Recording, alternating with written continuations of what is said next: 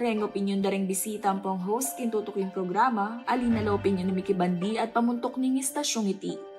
Mabiyasa tamo sanang sumuring niya masamas.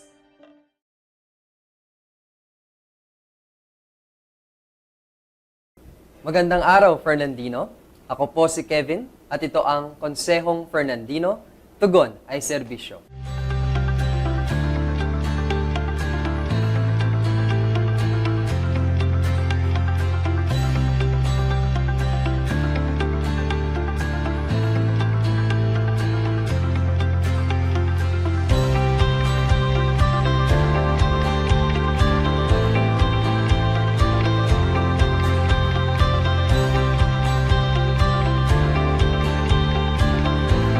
Konsehong Fernandino, tugon ay serbisyo. Last week, nakasama ni Carmi si Vice Mayor BJ Tiger Lagman at si Councilor Gustav John S. Henson. Nalaman natin ang duties and responsibilities ng isang SK chairperson. Ngayon, alamin naman natin ang updates sa konseho. Dahil kasama nating muli, ang presiding officer ng konseho, si Vice Mayor BJ Tiger Lagman. Magandang umaga, Vice. Magandang araw, Kevin, at sa atin pong mga televiewers and sa lahat po ng tumatangkilik sa ating programa. Magandang araw po. Vice, kumusta? Kumusta ang birthday ng October 28? Well, it's always a blessing and a thanksgiving, no? So, we attended the mass, pagkatapos the closest family and friends, no? Kasi we celebrated. Kasi it's the last day of barangay elections no October 28. So, ano naman, it was very, yung masaya kasi sa buong syudad, it's the last day of campaign, no? At very peaceful ang campaign and elections. Hindi lang sa aming barangay, but generally all over the city. Vice, nabalitaan po namin na last October 27, isang araw bago ang inyong kaarawan, ay bumisita ka sa Central MRF or Materials Recovery Facility ng ating syudad para puntahan ang ating solid waste management staff ng ating syudad. Maaari niyo po bang ikwento sa amin ang detalye tungkol dito? Oo, Kevin, ano, kasi for the term counselor natin, we chaired the Committee on Environment. So nakasama natin sila and we visited yung ating facility doon sa Barangay Lara, no, kung saan yung ating mga environmental staff, no, na nagmamando doon sa facility well, siguro isang pasasalamat din, no, doon sa ating nakasama natin sila and to visit the facility also.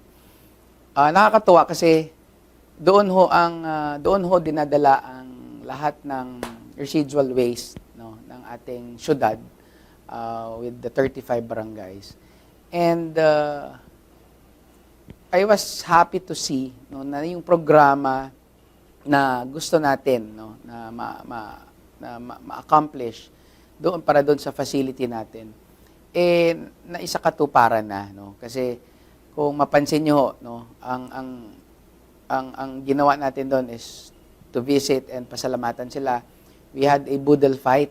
Imagine, dalahan ng basura, tapos nakapag-boodle fight tayo na hindi ka, nakakakain ka talaga. Kasi ganun ka well-managed at saka ganun mo makikita na pwede palang gawin na ganun ng isang Central MRF. No? So, meron silang gulayan pa doon sa gilid, no, for the organic pa dahil we're using our own produced compost, no. Sa katunayan, nag-harvest pa ho tayo ng mga plants, ano, like okra, talong, sili, cucumber, no, pepino, at saka meron pang lettuce, no. So, ganun ka-sustainable yung programa na ginagawa ng ating mga environmental team, no, staff, headed of course by the Senro. So, in the next years, makita natin na i-develop pa yung area, malalagyan pa yan ng park, no, kasi yung mga puno na itinanim natin naglalakihan na. So, eventually it will be really a environment part, no, na pwede nating ipagmalaki, hindi lang dito sa Ciudad San Fernando, pero sa buong Pilipinas. No? It would be one of our best practices in the city of San Fernando. Kaya natin ginawa na doon tayo bumisita at magpasalamat sa mga kawani ng Senro. No? So, papasalamat po kami sa inyong dedikasyon at serbisyo para sa ating syudad. Nabanggit niyo po yung recently held barangay at Sangguniang Kabataan elections. Pakikwento naman, Vice, ang updates tungkol sa election. We are very happy sa City of San Fernando that we have a very peaceful and very orderly elections, no. Kahit na marami naglaban-laban sa mga posisyon at na ngayon after the result, no, nung election day mismo, naproklama naman lahat ng ating mga kandidato ng 35 barangay captains and with their kagawads, respective kagawads, and same with the SKs, no, ang ating mga chairman at mga SK kagawad also. So 560 barangay elected officials ang meron natin ngayon. They have this fresh mandate para sa pagtatrabaho, pagtutulungan natin para sa mas maunlad na San Fernando. Kaya natutuwa ang buong city government na marami tayong magiging katuwang. And kagaya nung nabanggit natin before, we encourage also those, yung mga hindi pinalad, no? Yung mga hindi pinalad na manalo ngayong election na ito, mag-participate din sa barangay governance. Alright, sir. So, tungkol sa orientation and meeting ng SK chairpersons at punong barangay sa City Youth Development Office dito sa Barangay San Isidro sa ating Civic Center. Ano ang kahalagaan nito, sir? Bilang bagong luklok o nailuklok man muli bilang barangay official? Alam mo, Kevin, napakahalaga ng mga trainings sa ating mga officials. Hindi lang sa barangay, pati sa lokal, no? Kasi continuous dapat ang pag-learning, no, sa larangan ng governance. Especially now that 100% lahat ng SKs natin ay bago, no, mga sangguniang kabataan. So they need to be more guided sa trabaho na kanilang tatahakin at ganun din sa ating mga barangay council, no. So tayo bilang parte ng legislative, no, malaking bahagi ng trabaho po ng barangay lehislatura rin, no.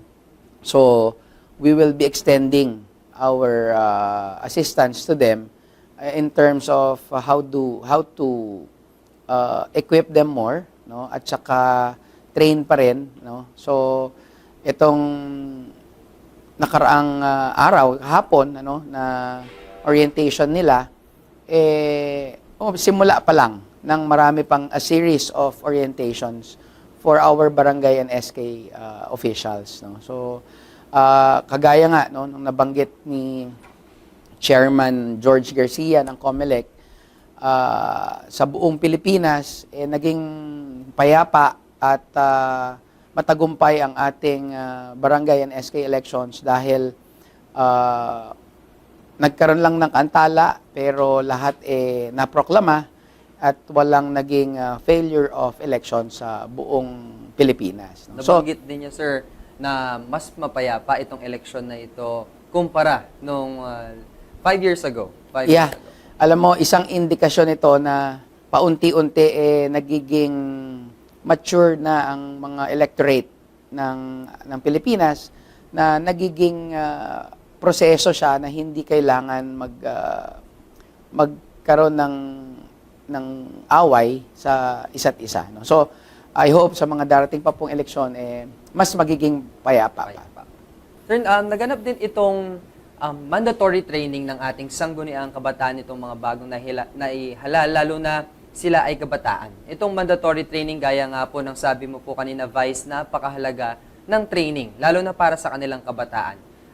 Sa palagay ba natin, Vice, magiging continuous kaya ang mga trainings ng mga nahihalal nating sangguniang kabataang official? Opo, no? Kasi ang DILG, as mandated, no? Sila ho ang katuwang natin in terms of sa pagpapatupad, no? ng mga mandato ng kanya-kanyang barangay, no? Na SK man or kapitan or sa barangay, sila ho ang ating katuwang sa pagbibigay ng guidance, pagbibigay ng impormasyon at yung ating mga batas na kailangan implementa sa lokal, no, sa ating mga barangay. Kasi alam naman natin, ang national government, no, may programa yan, ang city, ang LGU, local government units, and to include barangay as well. So, marami ho tayong pinagtutulungan ng ating mga barangay, no, sa pag-implementa ng mga national laws, kagaya na lang ng simpleng pagkolekta ng basura, the RA 9003. That is very important, no, sa isang maunlad na syudad, sa isang developing city. Challenge talaga yung mga ganyang bagay. So, kailangan natin ibalanse at dyan natin magiging katuwang lalo ang mga barangay officials.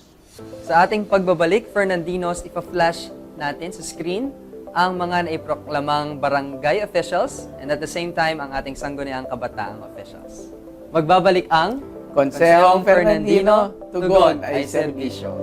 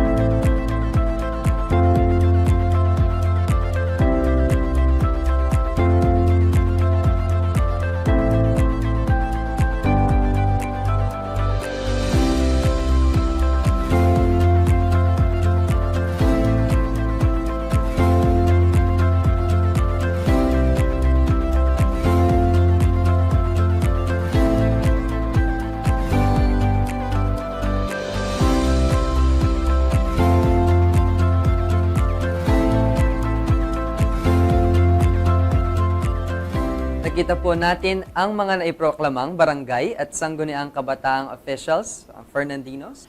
Yes, Kevin, una, congratulations po sa lahat ng proclaimed winners ng ating recently held barangay and SK elections. No?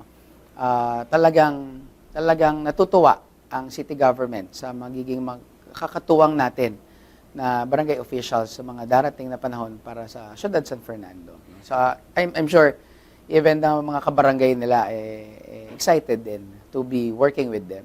Yes, Vice, nag-oath taking na ang sangguniang kabataang officials noong Miyerkules, November 8, at ang mga barangay officials naman sa kabilang banda ay mag-oath taking pa lamang sa November 20. Oo, Kevin, makita mo sa mga kabataan natin ngayon yung enthusiasm at saka yung yung excitement nila na magtrabaho para with their constituents, no. And we always guide them naman since ang palagi ko nga sinasabi sa kanila, way back in 1996, we also participated and served as a Sangguniang Kabataan chairman sa ating barangay, and we're sharing our experiences with them, no, para for them to be guided as well. No. So, ganun din sa ating mga barangay captains na magte-take oath this coming November 20. Okay, Vice. And kumusta naman po ang ex-officio members ng 8 Sangguniang Panlungsod? Well, ito ho ang panahon, no, na pasalamatan natin ang dalawang ex-officio members natin. To name them, SK Federation President, si Gustav John Henson, at saka ang mga liga ng mga barangay President, si Kapitan Bilsen Samia, no, sa kanilang naging serbisyo sa loob ng mahabang panahon na nakasama natin sila sa konseho, and yung kanilang representasyon sa kanilang mga kasamahan napakahalaga, no, dahil hindi lang ito kapakanan ng mga kasamahan nila sa organisasyon bilang SK chairman at bilang kapitan, barangay captains, kung hindi nire-representa nila ang bawat barangay na kanilang sinasakupan. No? So, itong interim, no, wala ho tayong interim Liga President for both. No? So, we will be mababakante ang dalawang posisyon hanggat hindi po sila maka-elect ng bagong Federation President for SK.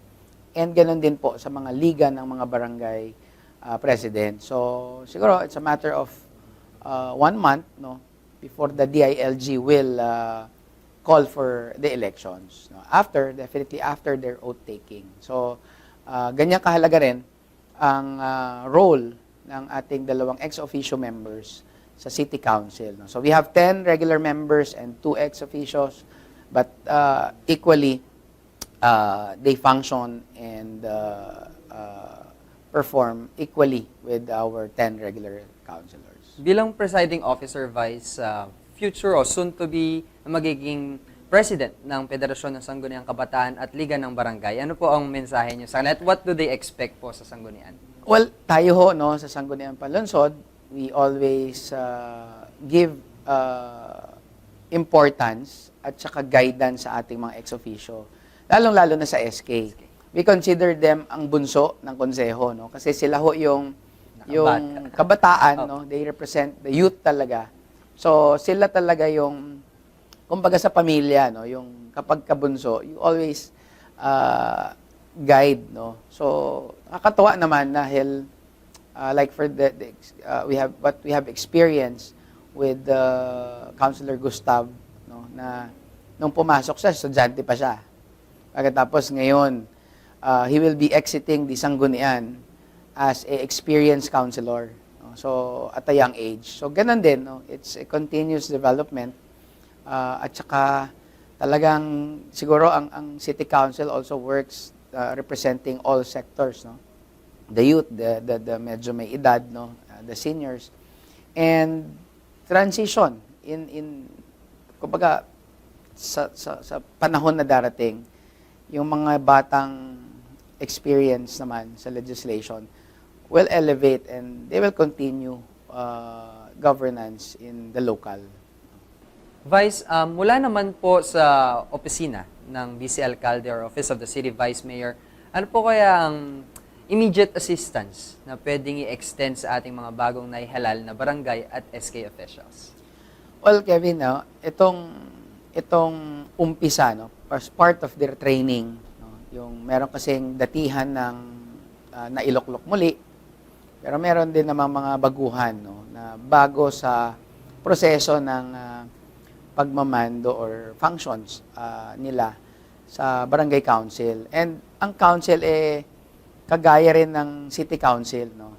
So kailangan during their session orderly ang pagka-conduct nito dahil hindi lang ito ordinaryong meeting, ito ay ginaganap regularly para pag-usapan kung ano yung mga agenda or priorities na kailangan gawin, aksyonan sa kanilang kanya-kanyang barangay. So kaya kailangan yung procedure, no? Kaya tayo ho bilang batang mambabatas, malaking exposure at saka tulong yung na-involve tayo sa isang organization, no? Kagaya ng JCs, na kung saan it's a leadership training program, no? Na palagi namin in-observe ang parliamentary procedure. Ito ang ginagamit din natin sa ating regular session at gusto nating ibahagi ito sa lahat ng konseho, no? Hindi lang sa barangay, pati sa SK, no? Na every time they do their regular session, gusto natin i-practice nila yung parliamentary procedure at para maiwasan yung hindi pagkakaintindihan at unawaan at saka maiwas yung konting heated argument, no? Kasi pag sinunod itong parliamentary procedure, I'm sure, no, being honorables, they will respect each other and mas magiging maayos yung kanilang pag-uusap, ano. So we will be partnering with the JCI Senate San Fernando and of course the barangays and our office also, no, to conduct to do a legislative and parliamentary procedure orientation sa lahat po ng barangay ng Ciudad San Fernando. In fact, ang barangay San Agustin, nag-usap na po kami ng aming kapitan, si Kapitan Du Santos, na we will be having, no, as a pilot, mauuna ho tayo sa barangay San Agustin, and then we will schedule other barangays para makover natin lahat, no. Kung hindi kakayanin ng bawat barangay, we can do it on a cluster, no, para medyo mas mabilis. Para po for the appreciation of especially those who are new in the barangay governance. Para mas smooth po ang legislation na mapabarangay man. Opo, Vice. oo, kasi hindi lang ho ito simpleng gavel na pinapalo sa tamesa, no. It's also a sign of respecting each members of the council. So, yun ho ang importance ng parliamentary procedure sa ating legislative work. Vice, maraming salamat po. Meron po ba kayong mensahe? Huling mensahe para sa ating mga viewers? Salamat din, Kevin, ano? At saka sa atin pong mga viewers, no, at mga kasyudad, pasalamat po kami sa inyong pag-antabay sa ating programa at sana po, no, itong nakaraan na barangay at SK elections, nakita natin kung sino ang ating mga newly elected officials na antabayanan po natin sila, no, sa kanilang termino, sa term na binigay natin sa kanila para sa mas maunlad na barangay at mas maunlad na Ciudad San Fernando. So, ang sikreto, Kevin, no, ng isang maunlad na programa ng pangbarangay man yan or pangsyudad, yung partisipasyon at kooperasyon ng bawat isa. So, salamat po kayong antabi at looking forward for more years na kaya betala po rin kay katamong barangay officials kay Ciudad San Fernando. Maraming salamat, Vice, muli. Marami na naman tayong natutunan sa episode na ito kasama ang presiding officer ng konseho, si Vice Mayor BJ Tiger Lagman. Sa susunod naman po ay makakasama natin ang ibang city councilor upang magbigay ng impormasyon sa inyong Fernandino tungkol sa kani-kanilang komite. Maraming salamat sa lahat ng nakibalita at nakinig sa 8 Sangguniang Panlungsod, City of San Fernando, Pampanga. Ito ang Konsehong Fernandino, tugon ay serbisyo.